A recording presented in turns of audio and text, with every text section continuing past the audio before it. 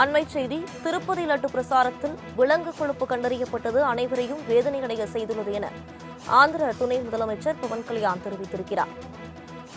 ஜெகன்மோகன் அரசால் அமைக்கப்பட்ட திருப்பதி தேவஸ்தானம் போடு பல கேள்விகளுக்கு பதிலளிக்க வேண்டியுள்ளது எனவும் அவர் தெரிவித்திருக்கிறார்.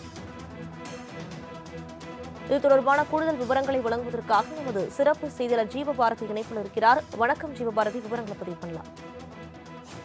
ஆந்திர மாநிலத்தில் அண்மையில் நடந்து முடிந்த சட்டமன்ற தேர்தலில் குறிப்பாக சந்திரபாபு நாயுடு தலைமையிலான அரசாங்கம் அமைஞ்சிருந்துச்சு. அதன் தொடர்ச்சியாக கடந்த ஜெகன்மோகன் ரெட்டி தலைமையிலான அரசாங்கத்தின் மீது பல அடுக்கடுக்கான குற்றச்சாட்டுகளை வச்சுட்டு வந்தாங்க. குறிப்பிட்டு கடந்த 5 ஆண்டு காலகட்டங்களில் பல்வேறு ஊழல்கள் பல துறைகள் நடந்திருக்கு அப்படின்னு சொல்லியிருந்தாங்க. அதுல மிக முக்கியத்துவம் வாய்ந்தது திருப்பதி தேவஸ்தானத்துல பல்வேறு முறைகேடுகள் நடந்திருக்கு.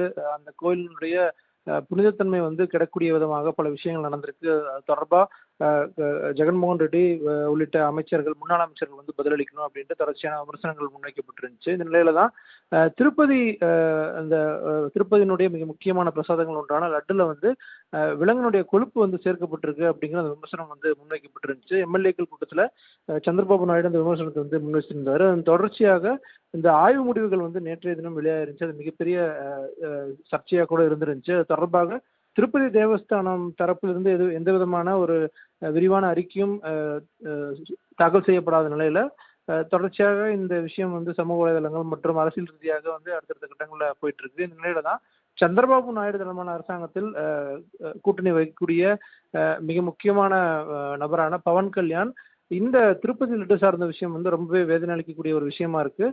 நாடு முழுவதும் இருக்கக்கூடிய கோயில்களில் பல்வேறு பிரச்சனைகள் நம்ம சந்திச்சுட்டு இருக்கக்கூடியது. அதுக்காக ஒரு சனாதன அந்த தேவஸ்தான போர்டு மாதிரி ஒன்று அமைக்கணும். அதை அமைச்சு குறிப்பிட்ட அந்த கோயில்களில் சந்திக்கக்கூடிய பிரச்சனைகளை நம்ம தீர்க்க வேண்டிய ஒரு நேரம் வந்துருச்சு அப்படின்னு சொல்லி தன்னுடைய சமூக வலைதள பக்கங்கள்ல கருத்து தெரிவிச்சிருக்காரு. தேசிய அளவில் அனைத்து கொள்கை வகுப்பாளர்கள், மத தலைவர்கள், நிதித்துறை மற்றும் மக்கள் ஊடகங்கள் மற்றும் அந்த களங்களில் உள்ள அனைவரும் ஒரு விவாதம் நடத்தணும் இந்த பிரச்சனை தொடர்பா அப்படின்ட்டு தன்னுடைய அந்த ட்விட்ல மென்ஷன் பண்ணியிருக்காரு. சனாதன தர்மத்தை எந்த வகையிலும் இழிவுபடுத்துவதற்கு நாம் அனைவரும் ஒன்றுபட்டு எதிர்க்கணும் அப்படிங்கிற அந்த விஷயத்தையும் பவன் கல்யாண் தற்போது குறிப்பிட்டிருக்காரு. இருந்த போதிலும் ஒய்எஸ்ஆர் காங்கிரஸ் கட்சி தரப்புல அத்தகைய எந்த விதமான விஷயங்களும் தங்களுடைய ஆட்சி காலகட்டத்தில் நடக்கல அப்படிங்கிற ஒரு மிக முக்கியமான கருத்தை தெரிவிச்சிருக்காங்க. இது அரசியல் ரீதியாக ஆந்திரா முழுவதும் மிகப்பெரிய ஒரு பரபரப்பா கிளப்பியிருக்கு.